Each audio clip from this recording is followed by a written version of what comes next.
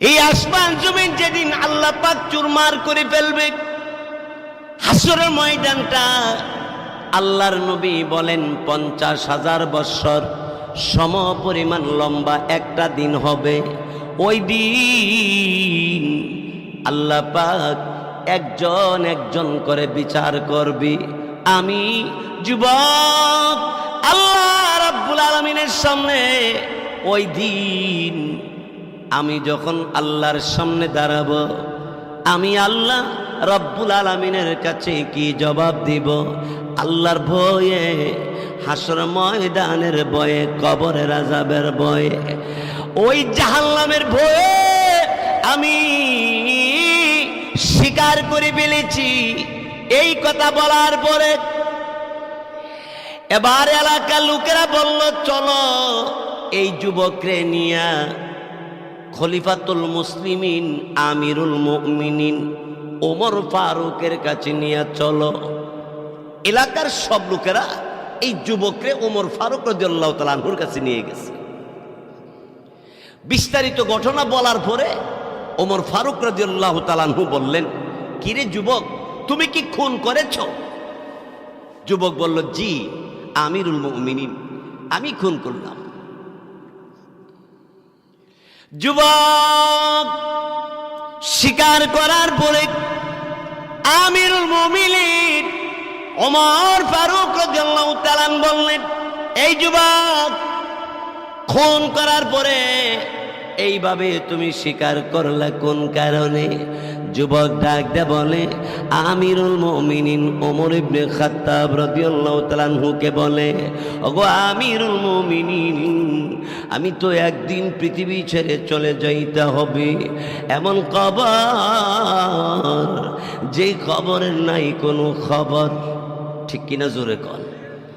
এই মৌটুপি ভৈরব ও মুসলমানেরা, আপনাদের গ্রামে অত্র এলাকার মধ্যে যেখানে কবরস্থান আছে, কবরস্থানের পার্শ্বে দাঁড়ায়া দেখবেন কবরের মধ্যে শত শত হাজার হাজার মানুষ কবরের মধ্যে আছে। আছে না নাই? মাস্টার আছে, ইঞ্জিনিয়ার আছে, ডাক্তার আছে, সর্দার আছে, ধনী আছে, গরিব আছে, পুরুষ আছে, নারী আছে, সব সব মানুষ কবরের কিনারে দাঁড়ায়া দেখবেন একটা মানুষের কোনো আওয়াজ নাই। ঠিক কিনা জোরে কর? এত নীরব, যেখানে সর্দাররা ঘুমায় রইছে, যেই কবরের ভিতরে ডাক্তার ঘুমায় রইছে, যেই কবরের ভিতরে আলেম ঘুমায় রইছে, যেই কবরের মধ্যে পুরুষ নারী সবই আছে, কোনো শব্দ নাই, কোনো আওয়াজ নাই। মৌটপি এত বড় এলাকা, এরপরে জায়গা হয় না, কিন্তু কবরস্থানে শত শত হাজার হাজার মানুষ, কিন্তু কে আগে, কে পরে, কে নিচে, কে উপরে, কে সামনে, কে পিছনে, এই নিয়ে কোনো বাড়াবাড়ি নেই, কোনো শব্দ নাই। এমন কবরে আমাকেও আপনাকেও যাইতে হবে। জোরে বলুন ঠিক কিনা?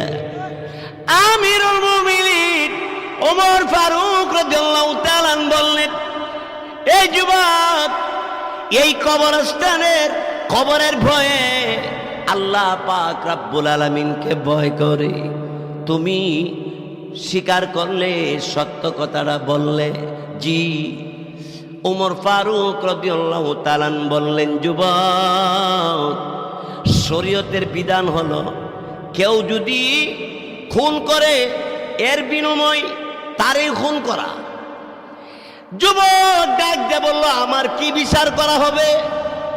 আমিরুল মুমিনিন বললেন, তোমার বিচার হবে, তোমাকে ফাঁসিতে ঝুলাইয়া পৃথিবী থেকে তোমার বিদায় করা হবে। যুবক ডাক দিয়ে বলে, আমিরুল মুমিনিন,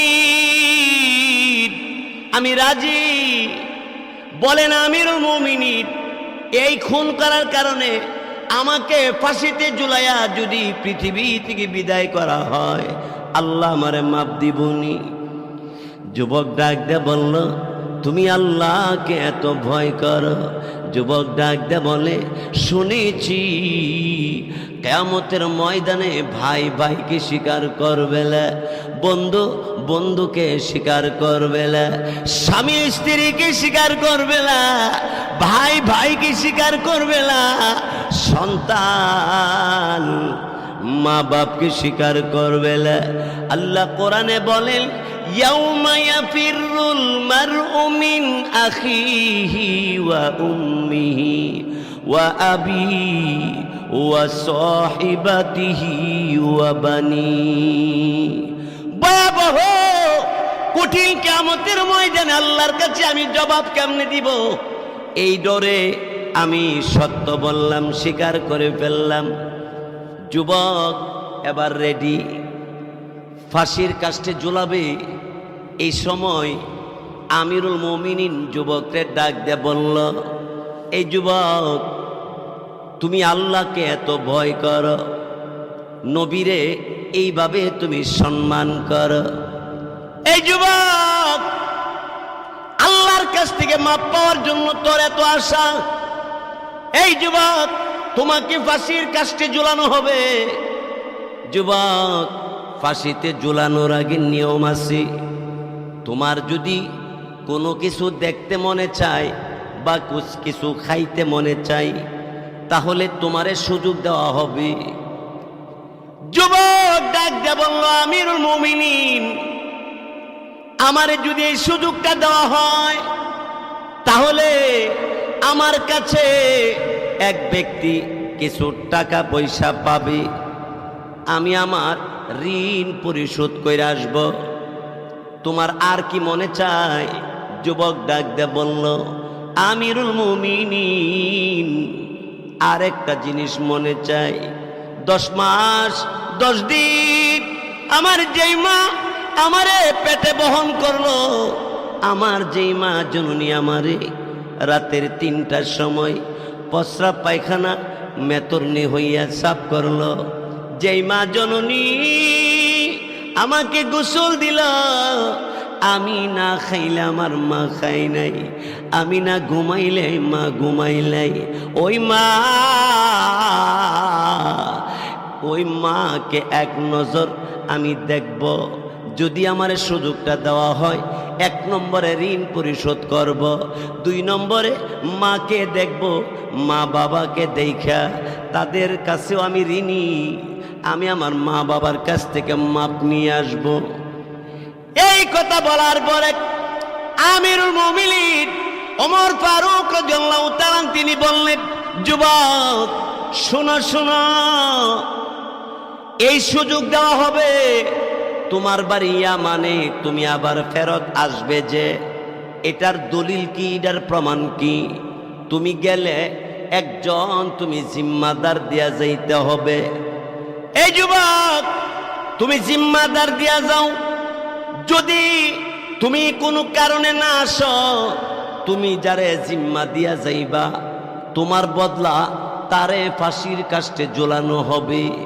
এই কথা বলার পরে আমিরুল মুমিনিন ওমর ফারুক রাদিয়াল্লাহু তাআলা আনহুকে যুবক ডাক দিয়ে বলল, আমিরুল মুমিনিন, এই মদিনাতে আমার জীবনে কোনোদিন আসি নাই, কেউ আমার চিনে না, আমি কাউকে চিনি না, এত বড় জিম্মাদার কে হবে? আমি যদি না আসি, আমার বদলা যে জিম্মা হবে তারে ফাঁসির কাস্টে ঝোলানো হবে। এই জিম্মা তো কেউ হবে না, কারণ দুনিয়ার জমিনে কয়েক হাজার টাকার জিম্মা বায়ের জন্য বায়ে হয় না, আর আমার এত বড় জিম্মা কে হবে? এই কথা বলার পরে আমিরুল মুমিনিন বললেন, যুবক, আল্লাহকে ভয় করো, নবীকে সম্মান করো, ঠিক আছে, তুমি যদি জিম্মাদার নিয়ে না দিয়ে যাও, তাহলে আমরা কেমন করে মনে করব তুমি ফেরত আসবে? যুবক ওই সময় ডাক দে বলে, আমিরুল মুমিনিন, এখানে আমার আপন তো কেউ নাই, কারে জিম্মা দিয়ে যাব? এই মুহূর্তে সাহাবাই কেরাম বসা, একজন সাহাবী দাঁড়ায় গেলেন, দাঁড়ায় বললেন, ওগো খলিফাতুল মুসলিমিন, এই যুবকটার জিম্মাদার আমি হয়ে গেলাম। সুবহানাল্লাহ, জোরে কর। যুবক